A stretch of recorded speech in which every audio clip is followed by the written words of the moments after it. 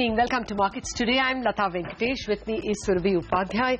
It was a tough day in the markets, primarily because the markets fell about 0.4%. I mean the Sensex and the Nifty, despite the fact that there was green in the Asian screen, green in Chinese markets, and green even in the European markets, clearly indicating that Indian markets are struggling for domestic reasons, and the oil and gas and the IT stocks certainly did not help. Hi, Surabhi. Hi, Lata. I guess caution building up before the earnings season kicks off. All right, lots to talk about. Let's start with the headlines.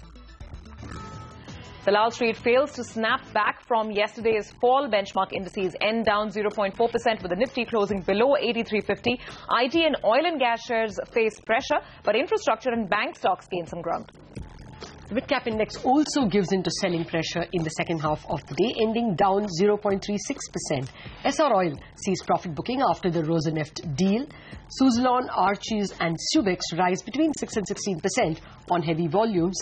Bhushan Steel ends about 10% higher after lenders extend the company's loans for 25 years. No fireworks from TCS in the first quarter. Profit and margin growth spring a positive surprise, but revenues lag marginally and attrition sees a sharp spike. After announcing a subsidy sharing formula, government plans to put a cap on kerosene allocation to states. Sources say the move could result in a 20% saving on subsidies. Well, those were some of the headlines that dominated the market's thinking. Here are some of the experts that we have lined up on the show for you. Ajay Srivastava of Dimensions Consulting and market veteran Ramesh Damani tell us whether the bull markets will continue and why they believe it is still intact. Nishchal Maheshwari of Edelweiss Securities will join it to talk about his expectation from the earnings season, and we'll also listen in to Vikram Kirloskar, the current president of the SIAM, the automobile makers body, on the current quarter's sales data. All that and more coming your way in the next half hour. All right, but before we get to that action, let's talk about the markets and tell you what exactly happened today. In fact, it's basically saying move over China and Greece. Earnings season is here. Bulls played it safe on Dalal Street today as India Inc. gears up to report its first quarter results. Anuj Singhal is now here with all the action and the highlights. Anuj, all about earnings from here on? It was a sell on rally market, a trend which was established yesterday, and today, of course, that trend was followed up. Every 20-30 point bounce was being sold into in today's trade. The Nifty, in fact, started at 8,400 and ended at 8328. So intraday, there was a good 70-point dip that you saw in trade today. IT stocks were weak ahead of TCS's numbers and overall start of the earnings season. So clearly, earnings become the most important trigger at this point in time. Let's talk about the stocks then that led to the decline in today's trade. First up, the IT ones, TCS, Infosys, HCL Tech, they were all lower, between 2 to 3% in today's trade. Oil and gas stocks also lower. Some of it on account of profit booking. Stocks like BPCL, for example, down 5%. Ken was down 2%, and ONGC was down about 1%. Other prominent Nifty losers include Tata Motors, which is now the weakest stock in the index. That was down 2%. Mahindra & Mahindra down 1%, and Vedanta was down about 5%. On the gaining side, few stocks supported the market today. L&T clearly was playing a bit of a lone hand. That stock was up about 2.5%. Other gainers, not really too much participant in terms of the Nifty weight, so don't have too much of Nifty weight, so didn't really support the market. But nevertheless, BHEL was up 3%, Hero Moto was up 2%. On to the mid-caps then. The most volatile stocks today were Eros International and SR Oil. Both started somewhere else and ended somewhere else. Eros ended with 11% losses, SR Oil 5% lower, and Marks & Sparma, the other mystery stock which has been gaining ground, was down 5%. And finally, some mid-cap gainers, Archies, that's really been the stock of this week. It was up 16% today as well. Subex was up 12%, and Suzlon was up close to 6%. So that's the day. Trend has been established. It will be interesting to see where does the support emerge for the market. The first support ideally should emerge at the 50-day moving average of around 80 to 70. Okay, thanks for that, Anuj. It's not just the levels of the market, but I would worry also about certain areas in the market. In particular, the public sector banks. Look at the manner in which we have seen rallies in public sector banks like, say, Union Bank, IDBI Bank, Bank of Baroda. fueling of these rallies appears to be because companies like Bhushan have got a refinancing deal. This is more like an extend and pretend, extend these loans so that at the moment they don't show up as NPLs for the next several quarters.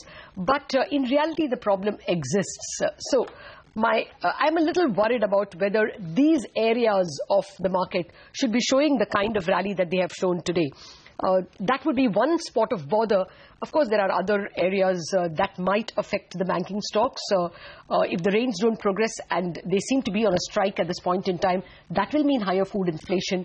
And that would also be both bond negative and bank negative and, of course, growth negative as well. So a lot of things to worry about. Certain pockets that did well today. All right, let's see if this kind of a pop that we've seen in some of these bank stocks can actually last, given the analysis that Lata has just shared with us. But on that note, let's move on to some market opinion as well. Ajay Srivastava, CEO of Dimensions Consulting, says that the bull run in the market is still intact. He also says that despite the recent spate of correction, good quality stocks are still holding their ground. I would see the market today, after correcting from the 9,000 levels, have now reached a good level for the simple reason that we don't see a sell-off in good quality stocks. I think that's a hallmark of a healthy market. So in terms of market construct, I think the liquidity is humongous. People are willing to invest, and the good part, people are willing to invest with a longer tenor. I think everybody has shifted the goalpost now to 2016. People have already given up 2015 and said, listen, it's not going to happen this year. Now we are investing for 2016. So two good things. Strong domestic investment. Number two, horizons have now moved to 2016, which kinds of cushions the markets. In my view, we are still in a pretty bullish mode vis-a-vis the performing stocks. April to June is going to be a pretty bad quarter. That's the way my estimate is. I think next quarter will be also reasonably poor in my view. I think that everybody's hoping the fact that this revival, when it takes place, will take place in the festive season or the last quarter. That is what most people are expecting it to happen, or maybe the next quarter, first year. So I think earning-wise, I don't think anybody is looking at any great shakes before first quarter of the next year. So leave it at that. I think that by and large, we should be willing to live with disappointment. All right, now for the earnings. TCS kicked off the earnings season today with, what you might call a steady set of first quarter numbers. Profits and margins did beat street expectations thanks to higher utilization. But there were no fireworks because the revenue growth remained muted. In fact, came below street expectations. Attrition saw a sharp spike. The management believes it has been a steady start to the fiscal year, and they remain optimistic on the growth roadmap. The sector in which we have got impacted is manufacturing, primarily because of the impact of Japan and the Latin America, the emerging markets, which went down the 20 million. That did have impact on manufacturing sector, and we went down in media. Okay, so apart from that, this is the actual $20 million miss. I gave you the math.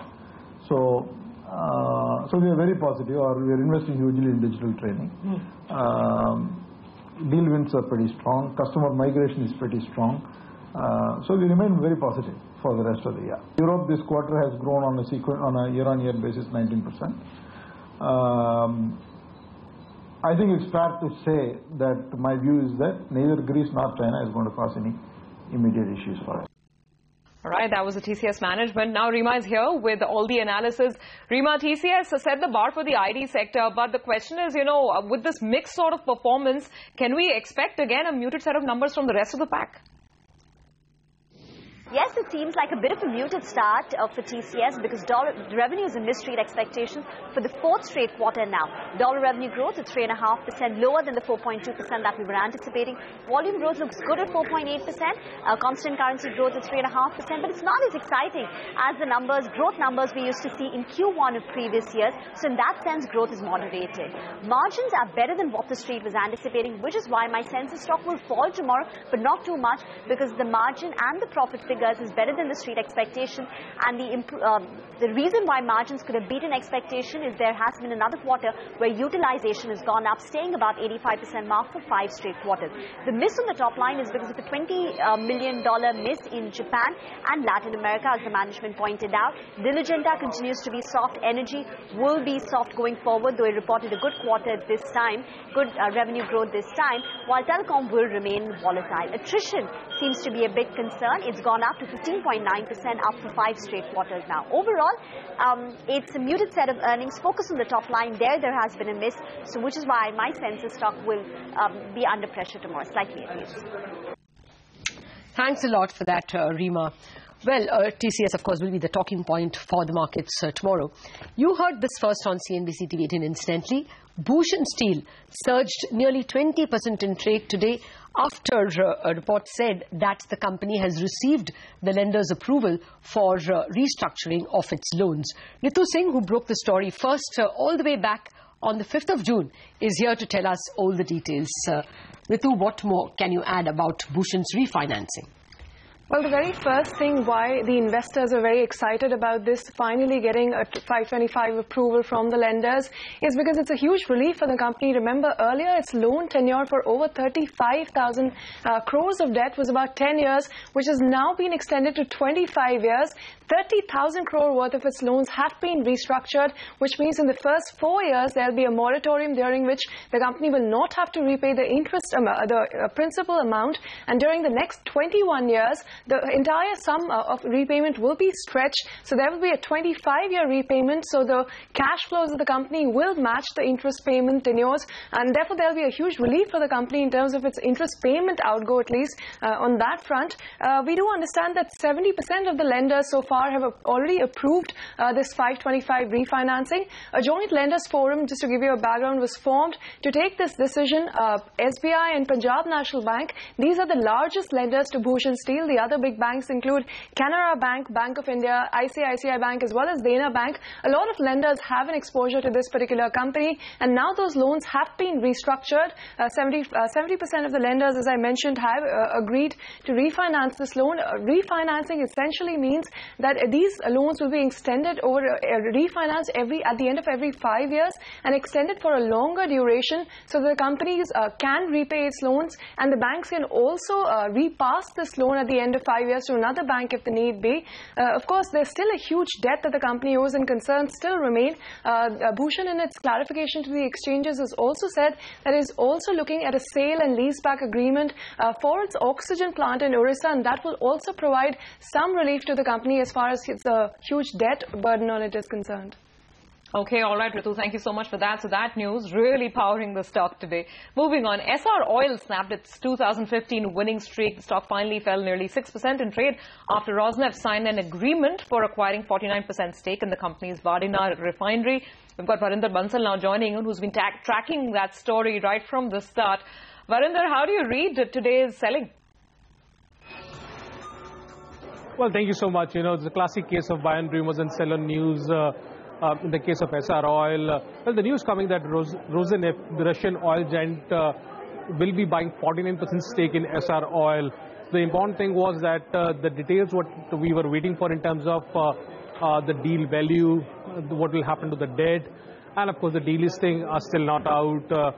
You know, today was the day when people thought of just booking their profits because the stock had already run up nearly 80% in the last 2 or 3 months.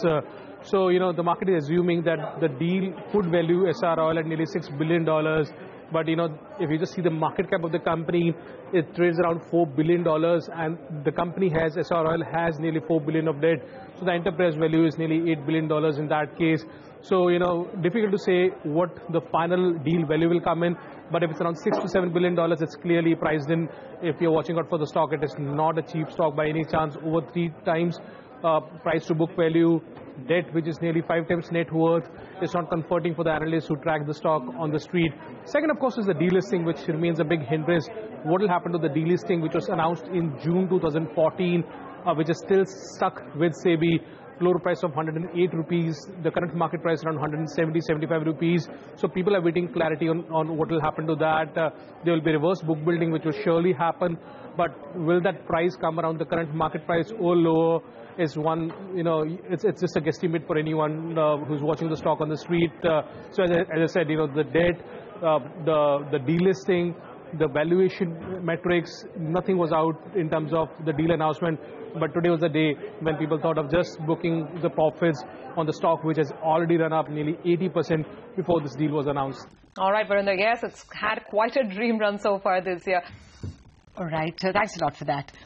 After deciding the subsidy sharing formula for kerosene for the current fiscal year, Finance Ministry has now suggested an annual cap for kerosene allocation to bring it in sync with actual consumption numbers.